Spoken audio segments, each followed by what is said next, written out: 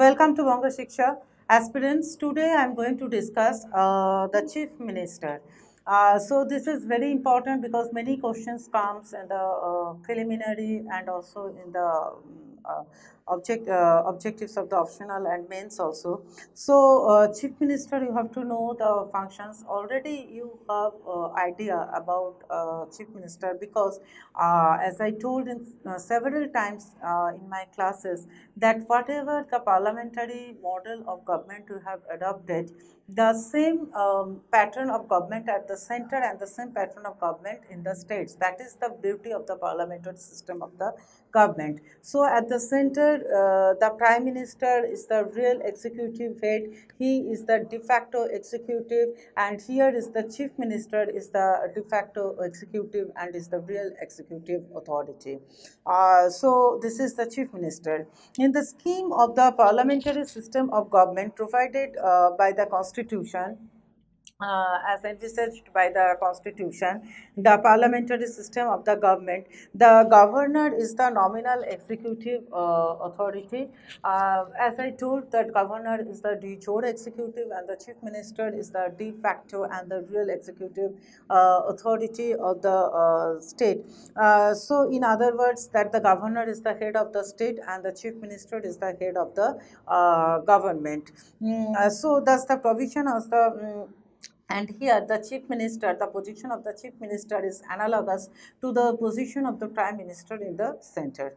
So as I told several times, so don't mix it. It is very easy to remember.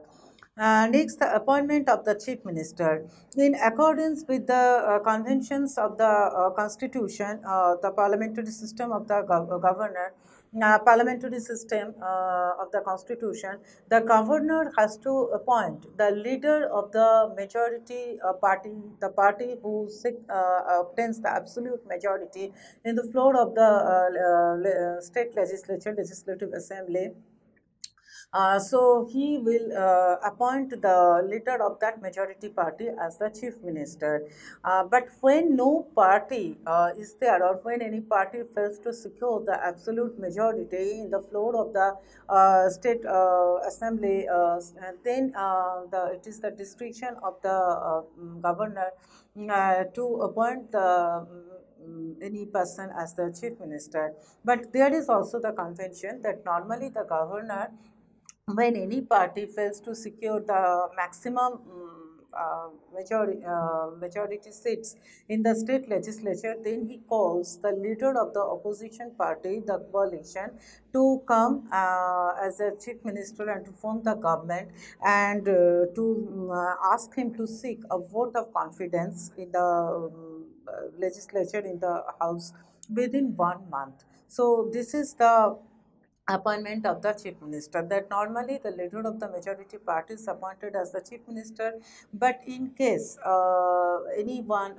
party fails to secure the absolute majority, then the governor asks the leader of the opposition party to come and form the party, but in that case he has to prove the majority in the floor of the state legislature within 1 month. So this is the case of the chief minister. Next, the oath of office, that before entering his office he swears that to bear truth and allegiance to the Constitution of India, to uphold the sovereignty, unity, integrity of the India, to service to the people, and faithfully and continue and consciously discharge the duties, and to serve to the people without any fear or favor and according to the paths of the constitution. So in his oath of secrecy, the chief minister swears that he will not directly or indirectly communicate or reveal to any person. So that is the next I am going to discuss. So this is the oath, that this is common for almost everyone, that to bear truth and allegiance to the constitution, to uphold the supremacy of the constitution, to protect the sovereignty, unity and integrity of the country, to render service to the people without any fear or favor. So these are almost common for every governor, president, prime minister, chief minister, council of ministers, like that only. Now I am coming to discuss about the powers and functions of the chief minister. So, chief minister, there are a lot of segregations that chief minister powers and functions in relation to the council of ministers. The governor appoints only those members as the ministers who are recommended by the chief minister. So, here is the in relation to the council of ministers. He allocates, the chief minister allocates and reshuffles the portfolios of among the ministers. He can ask any minister to resign or advise the governor to dismiss him on the ground of the disagreement or on the poor performance. So that is the case. And he always presides over the meetings of the Council of Ministers and influences meetings.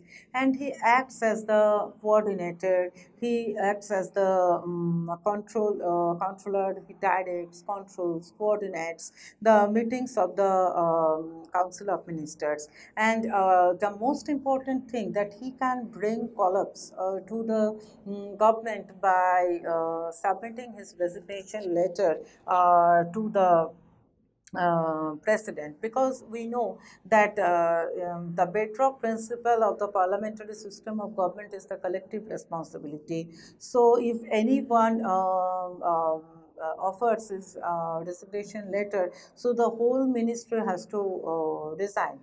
So this applies here, that he can bring collapse of the council of ministers also. So this is the relation of the chief minister in relation in regarding to the council of ministers. Next, I am going to discuss that is in relation to the governor. He is the principal channel of communication between the governor and the council of ministers. So it is the duty of the chief minister to communicate all the decisions and activities which are taken by the which have been done by the council of ministers regarding the affairs of the administration of the government and the proposals for legislation. Secondly, to furnish such information relating to the administration of the affairs of the state and the proposals for legislation as the governor may call for. And he advises the governor with regard to the appointment of the state election commissioner, and then the members of the chairman of the members and the chairman of the state public service commission, and all the important officials also. He helps or he advises the governor in appointing these important officials. Next, in relation to the state legislature, what he does that in relation to the state legislature, that he advises the governor. Always, he advises the governor in summoning and proroguing the state legislatures, and he can advise the governor to dissolve the state legislature also. He can recommend the governor for the dissolution of the legislative assembly, and he announces the government policies on the floor of the state legislature. Then other powers or functions are there, but before that, I am discussing that relationship with the governor, which is very important. The Article 163, there shall be a council of ministers with the chief minister, as it said, to aid and advise the governor to execute his duties constitutionally. And then the Article 164, the chief minister shall be appointed by the governor, and the other ministers are appointed by the governor on the recommendation of the chief minister, and the ministers hold their office during the pleasure of the chief minister. And the council of the ministers are the ministers the pleasure of the governor, and the council of ministers shall be collectively responsible to the state legislature for all their acts of omission and commission to the legislative assembly. And article 167, article 163 I have discussed, that is, there shall be a council of ministers with the chief minister, as it said, to aid and advise the governor. Next, article 164, that the chief minister shall be appointed by the governor, and the other ministers are appointed by the by the governor on the advice of the chief minister, and they hold their office during the pleasure of the governor, and the council of ministers shall be collectively responsible to the legislative assembly for all their acts of commission and commission. So this is one second, that is article 164, and now I am coming to discuss about article 167. That is, it is the duty of the chief minister to means inform all the decisions and activities to the governor regarding the administration of the affairs of the state and the proposals for legislation, to furnish such information as the governor may call for regarding the administration of the affairs of the state and the proposals for legislation. So these are the relationship with the governor, and other powers or functions few are there. That is, he acts as the vice chairman of the non-concerned general council by rotation. He is the chief spokesman of the state government. He is the crisis manager in chief in political level during the emergency, and as a leader of the state he meets various sections of the people, various kinds of people, means he represents in a broad, to the broad sense. And he is the chairman of the state planning board. And he is a member of the Niti Aayog also, under the which is commissioned by the Prime Minister of India. So he is the member of that also. So this is all about the Chief Minister. That what is the role of the Chief Minister, the appointment of the Chief Minister, oath term of the Chief Minister, and then powers and functions, relationship with the governor, these all are important about the chief minister.